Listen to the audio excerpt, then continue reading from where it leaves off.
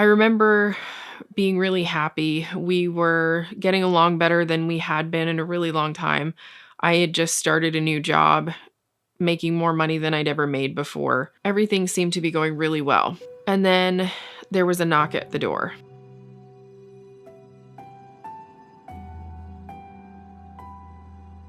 Hey guys, welcome back to my channel. My name is Katie and I'm documenting my journey to lose 100 pounds. In this video, I'm going to talk about how I came to weigh 248.8 pounds.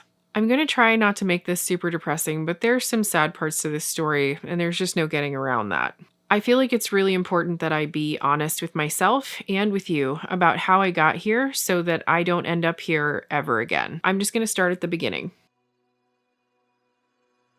I was born on Long Island, New York, and moved to Ohio when I was 4 years old, which is why I don't have an accent at all. How do I look like this? Shut it off and move the camera over. And how do I look like this? Look better like this. I don't know. How about Kate? Does Kate look better like this? Yeah.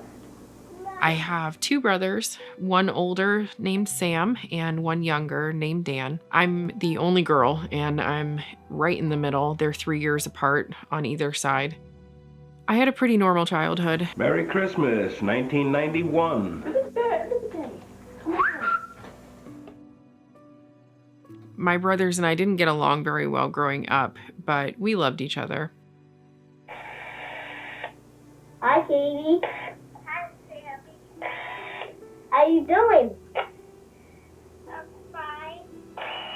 You having fun on the walkie-talkie? What?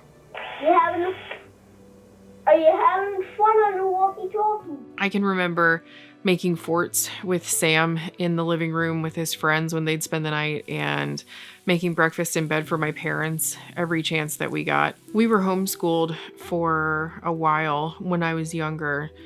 Until we tortured our mom so bad that she sent us back to school. I think high school was the first time that I remember feeling fat. I graduated 20 years ago this year. I can't believe that it's been so long already. Looking back at pictures of myself when I was in high school, I don't think I was actually fat. I think if I were growing up now, I would just be considered thick.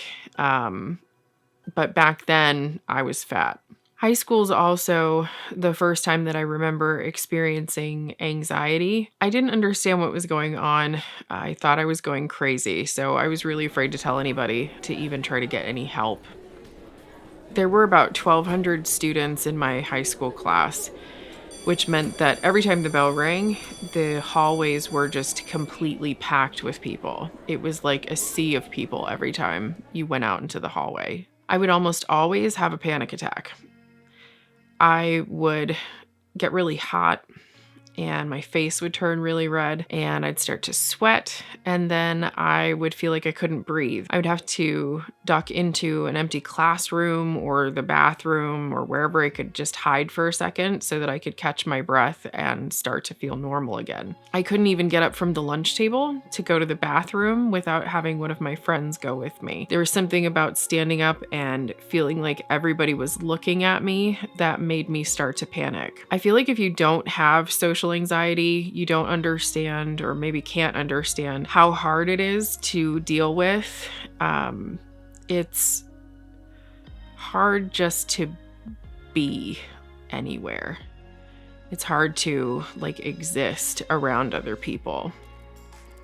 It made me feel like I wanted to dig a hole and jump inside of it and just hide in there forever. Shortly after graduating from high school, I met my previous boyfriend and we dated for 12 years off and on. I didn't have good self-esteem before that relationship, but what I did have was pretty much destroyed by the end of it. I felt like he was always looking for someone better, in his eyes, I was just never good enough. What I just couldn't see at the time was that we just weren't meant for each other. I tried so hard to make it work that I felt like if we were to break up, that I would have failed in some way. The relationship really damaged how I saw myself. I thought that if I wasn't good enough for him, then I wasn't good enough for anybody. So I started using food to cope with my feelings, and I started putting on a lot of weight. I really felt like if I could just lose weight, that my relationship would improve. So in 2008, I joined Weight Watchers for the first time. I made a goal to lose 27 pounds by my 27th birthday, and I actually hit that goal. I was super happy. I weighed about 145 pounds after losing all that weight, and I felt good, but I still felt fat, because I didn't work out at all to lose the weight. So every single roll and bump that I had when I was overweight was still there. It was like my body just shrunk, but it looked exactly the same, just smaller. So I still felt fat. Somehow I thought that getting down to that weight would mean that I would automatically be in shape, but obviously that's not correct. So I stayed that weight for about a year, maybe like a year and a half. I was still with my longtime boyfriend, and it was now 2010. He had been gone for about a year and was just visiting me on the weekends. It was the 4th of July weekend, and he was visiting. I remember being really happy. We were getting along better than we had been in a really long time. I had just started a new job, making more money than I'd ever made before. Everything seemed to be going really well. And then there was a knock at the door. It was really strange because the apartment that I lived in was one where you had to be buzzed in, so people didn't just knock on the door. I remember getting up from the couch and being like, man, that's really weird, and looking out the peephole, and I saw that it was my parents and my younger brother. I opened the door, and I could immediately tell something was wrong. I don't really remember what everybody said. I just remember my dad saying, "Sammy died last night."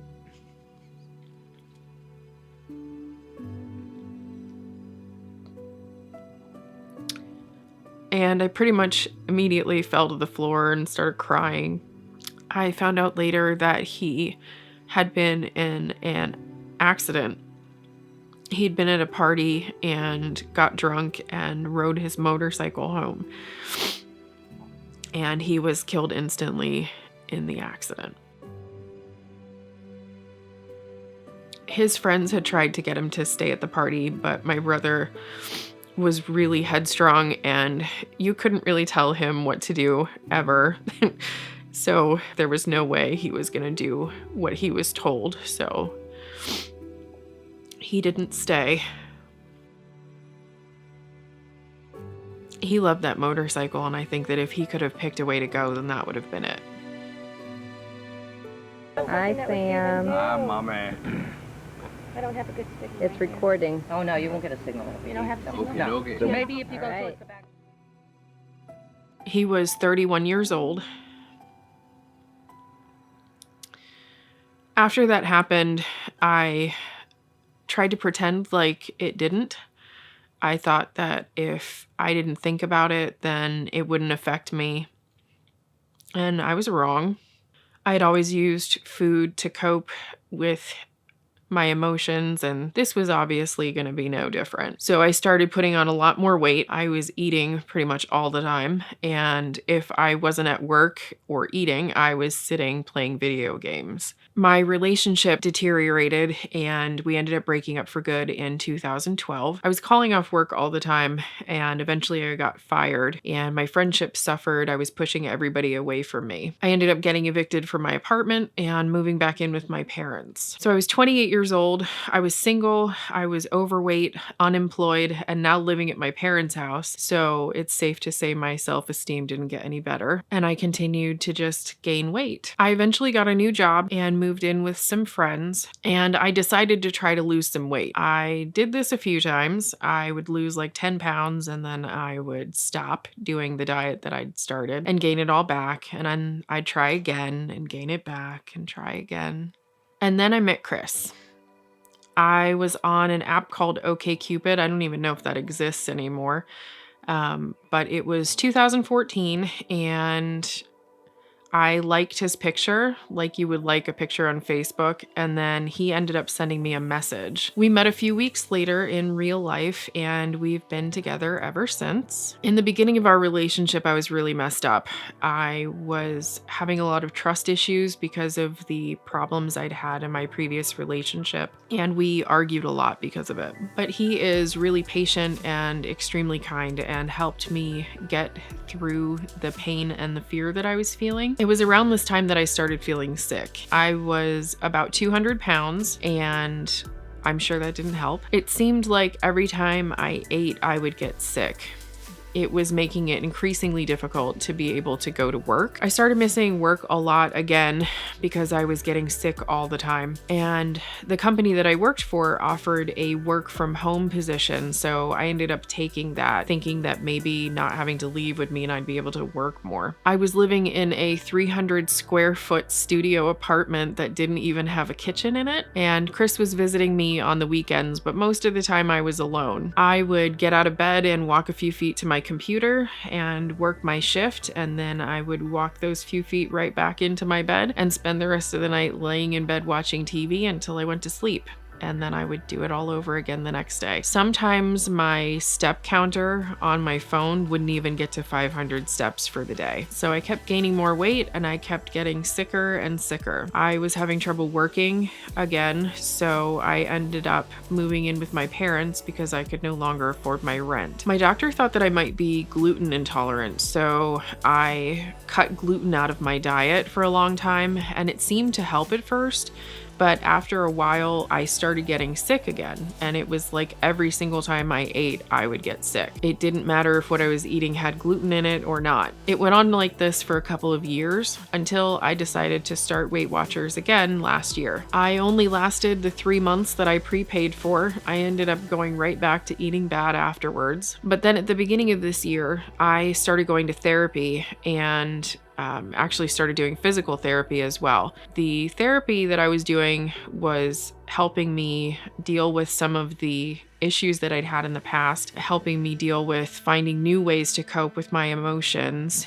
And the physical therapy was helping me get to a point where I could move without being in pain all the time. I started feeling better mentally and felt like I was ready to make an actual change. So once the pandemic started, I felt ready to start this new weight loss journey. And this time feels really different than any of the other times that I've tried to do this. I feel like I actually can do it this time. I feel like I'm doing it the right way, and I know that I'm going to be successful. I'm ready to put in the work, and I know it's going to take a long time, but I feel like the longer it takes, the better it's going to be in the end. I feel like the longer it takes, the more likely it is that I'm going to keep it off this time. I think I'm going to start doing therapy again. I stopped when everything went crazy, but I think I'm going to start doing it again because I know that it was really helping. I want to continue making progress on the issues that led to me gaining all this weight. So I've realized that the main issue that I have, the main cause for all of this, is that I eat to make myself feel better. I use food as a coping mechanism. I think continuing my therapy will help me find new ways to cope instead of turning to food. I just made a video about what I'm doing now, so if you haven't seen that yet, you should go back and watch it. If you have any suggestions for future videos, comment them below. If you made it this far in the video, thanks so much for watching, and please go hit the like button. It really helps my videos get seen by more people. I upload new videos every Wednesday, so hit the subscribe button and don't forget to click the bell so you'll get notified each time I upload. Hopefully I'll see you again next week. See ya!